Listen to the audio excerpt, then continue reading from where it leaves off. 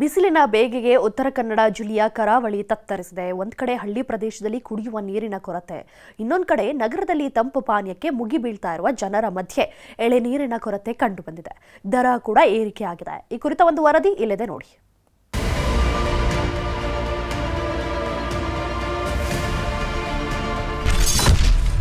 ಬಿಸಿಲ ಬೇಗಿಗೆ ತತ್ತರಿಸಿದ ಕರಾವಳಿ ಜನರು. ಕಾರವಾರದಲ್ಲಿ ಗಗನಕ್ಕೇರಿದ ಎಳನೀರು ಬೆಲೆ. ರಾಜ್ಯದಲ್ಲಿ ಬಿಸಿಲು ಹೆಚ್ಚಿರುವುದರಿಂದ ಕರಾವಳಿ ಭಾಗದಲ್ಲಿ ಎಳನೀರು, ತಂಪು ಪಾನೀಯಗಳು ಯಥೇಚ್ಛವಾಗಿ ಮಾರಾಟವಾಗ್ತಾ ಇದೆ. ಹೀಗಾಗಿ ತಂಪು ಪಾನೀಯಗಳಿಗಿಂತ ಎಳನೀರು ಹೆಚ್ಚು ಬೇಡಿಕೆ ಪಡೆದುಕೊಂಡಿದ್ದು, ಕಾರವಾರದಲ್ಲಿ ಒಂದು ಎಳನೀರಿಗೆ 50 ರಿಂದ 60 ರೂಪಾಯಿ ದಾಟಿದೆ. ಎಳನೀರಿನ ಬೆಲೆ ಗಗನಕ್ಕೇರಿರೋದು ವ್ಯಾಪಾರಸ್ಥರಿಗೆ ಖುಷಿಯೇನೋ ನೀಡಿದೆ. ಆದರೆ ಜಿಲ್ಲೆಯಲ್ಲಿ ಅಗತ್ಯ ಪ್ರಮಾಣದಲ್ಲಿ ಎಳನೀರು ಸಪ್ಲೈ ಆಗದೇ ಇರೋದು ವ್ಯಾಪಾರಿಗಳು ಕಂಗಾಲಾಗುವಂತೆ ಮಾಡಿದೆ. ಕುಮಟಾ, ಸಾಗರ, ಶಿವಮೊಗ್ಗದಿಂದ ಎಲ್ಲ ಬರ್ತದೆ. ಆದ್ರೆ ರಾಜ್ಯಕ್ಕೆ ನಮ್ಮ ಕಡೆಯಿಂದ ಹೋಗುದಿಲ್ಲ. ಶಿವಮೊಗ್ಗ, ಭದ್ರಾವತಿಯಿಂದೆಲ್ಲ ಆ ಕಡೆಯಿಂದೆಲ್ಲ ಹೋಗ್ತದೆ. ಅಲ್ಲಿಂದೆಲ್ಲ ಬರ್ತಿತ್ತು ಎಳ್ನೀರು. ಆ ಕಡೆಯಿಂದೆಲ್ಲ ಈಗ ಎಳ್ನೀರು ಕಡಿಮೆ ಆಗಿದೆ, ಬರುದು ಸ್ವಲ್ಪ ಕಡಿಮೆ ಆಗಿದೆ.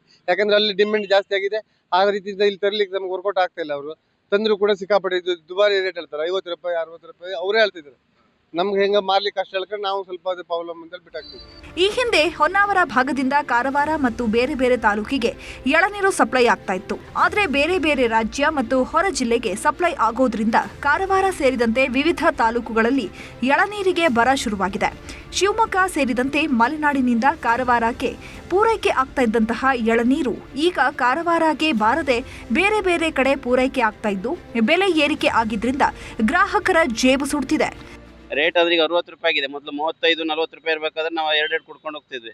ಈಗ ಒಂದಕ್ಕೆ 60 ರೂಪಾಯಿ ಆಗಿದೆ. ಅದು ಸಿಗುದಿಲ್ಲ ಕೆಲವು ಕಾಲದಲ್ಲಿ.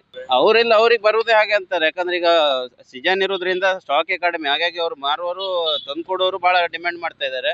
ಹಾಗಾಗಿ ಇವ್ರಿಗೆ ಅನಿವಾರ್ಯ ಅಲ್ಲ, ಮಾರಲೇಬೇಕಾಗ್ತದೆ ಆ ರೇಟಿಗೆ. ಈಗ ಟೋಟಲಿ ಎಲ್ಲ ಕಡೆ 60 ರೂಪಾಯಿನೇ ಇದೆ.